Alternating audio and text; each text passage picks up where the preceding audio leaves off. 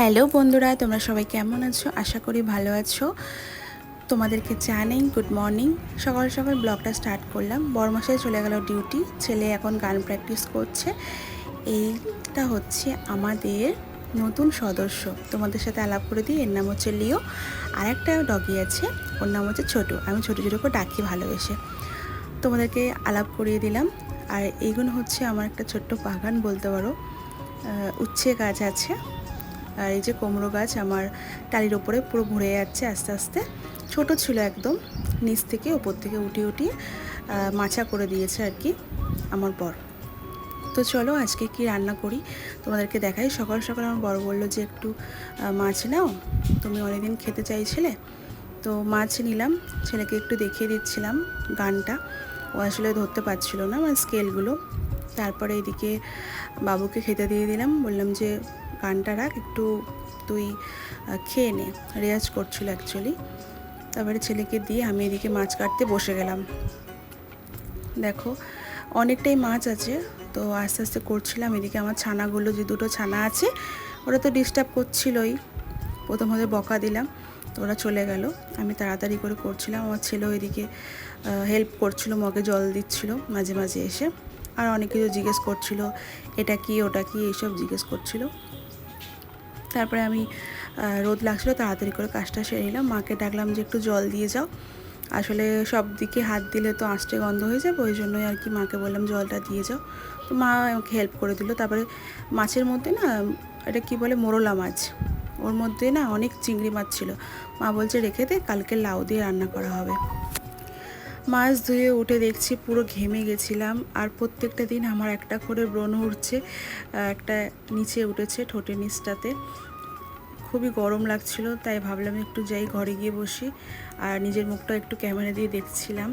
তারপরে কি বসবো বলো তো, আমার বড় ডগিটা বাইরে খালি বেরিয়ে চলে যায়। ওকে ওই ডাকি, মানে ওর নাম হচ্ছে লিও, মানে ছোটো ছোটো করে ডাকলে, মানে আমার ছোটো কুকুরটাকে বেশি ভালোবাসলে ও হিংসা করে, তাই ওর নাম করে ডাকছি। তো আবার সামনে এসেছিলো, আবার চলে যাচ্ছে, মানে এরকম করছে। সারাদিন যে কত আমাকে ঝামেলা করে, খালি বেরিয়ে বেরিয়ে চলে যায়। আমার ছেলে ওকে নিয়ে আসে, এরকম মাঝে মাঝে আমি নিয়ে আসি। এত রোদের মধ্যে কি মাঝে মাঝে দেখছি কোথায় থেকে ঘুরে চলে আসে, এদিক ওদিক ঘুরে বেড়াবে। এই যে ছোটো দেখো, ওকে আবার এ করছে ভাব, মানে ছোটোটা খুব ভালো, খুব বাধ্য। এদিকে মা ভাত বসাচ্ছে, এদিকে আমি মাছটা রেখেছি ধুয়ে। একটু ঘরের দিকে যাই, একটু বসি, তারপরে আবার রান্নার দিকে আসবো। এই যে ছোটো বুঝতে পারছে যে ক্যামেরা অন আছে, ওই জন্য ক্যামেরার দিকে তাকিয়ে আছে। ঘরে চলে এলাম, এসে একটু অন করলাম। খুবই গরম লাগছে, টেকা যাচ্ছে না। আমার ছেলেটাকেও বললাম একটু বস বাবা, তুই আর ঝামেলা করিস না। তারপরে মা একটা কি ছোলা ভাজা কি একটা খাচ্ছিলো, বলছি আমি, বলে আমার ভাল লাগছে না, তুই খা। তা আমি খাচ্ছিলাম বসে বসে। আর ভাল লাগে বেশ, ঝাল ঝাল জিনিস খেতে খুব ভাল লাগে আমার। মানে সব কিছুই আমার এই প্রেগনেন্সিতে ভালো লাগছে, মিষ্টি বলো, ঝাল বলো, টক বলো, সব কিছুই আমার কাছে অমৃত। এই দিকে দেখো জল খাচ্ছিলাম, ঝাল লেগেছিলো বলে। তারপরে খুবই, মানে যাই খাই না কেন মনে হয় যে অতিরিক্ত লোড হয়ে গেল পেটের মধ্যে, এরকম আর কি। তারপর ওয়েদারটা খারাপ আছে, যাই আমি কাপড়গুলো তুলে নিই তাড়াতাড়ি করে, কেন কি বৃষ্টি আসলেও তাড়াতাড়ি করে তুলতে পারবো না, তাই তাড়াতাড়ি করে তুলে নিলাম। আরও কাজকর্ম আছে, রান্না করতে করতে বৃষ্টি আসলে খুবই অসুবিধা হয়, তার জন্য আগে আগে করে নিচ্ছি। আর আমার ছেলের টাওয়েলটা ভেজে আছে, ওটা থাক, পরে তুলবো। যে ঘরের দিকে যাই, কাপড়গুলো রেখে এবার আমি রান্নাটা বসাবো। বেশি কিছু বানাবো না আজকেরে, এই মাছটাই বানাবো। আর দেখা যাক আর কি করা যায়। পেঁয়াজ, কাঁচা লঙ্কা, আলু এইসব দিয়ে রেখেছিলাম। হ্যাঁ, তার মধ্যে অনেক কিছু এবার মেশাবো। এটাকে বলে কি মাছ, কি হাতে হাতে মাখা মাছ, এরকম কিছু একটা বলে। আমি রেসিপি দেখেছি ইউটিউবে, ওই জন্য করছি। তারপরে আমি এর মধ্যে জিরে, লঙ্কার গুঁড়ো, হলুদ গুঁড়ো পরস্পর দিলাম, দিয়ে আর এগুলো মানে কি বলে চিকেনের মতো ম্যারিনেট করব। সব রকমই মশলা দিচ্ছি, তেল দিচ্ছি। এই সময় একটু গন্ধ লাগে, কিন্তু আমার বেশ ভালো লাগলো রেসিপিটা, তাই একটু ট্রাই করে দেখছি। এর আগেও করেছিলাম, তো মেখে নিই ভালো করে। তারপরে একটু হাতের ওই জলটা দিয়ে দিলাম ভালো করে, বোতলেও জল ছিল দিয়ে দিলাম, দিয়ে ঢাকা দিয়ে দিলাম, বসিয়ে দিই, দেখা যাক কেমন লাগে।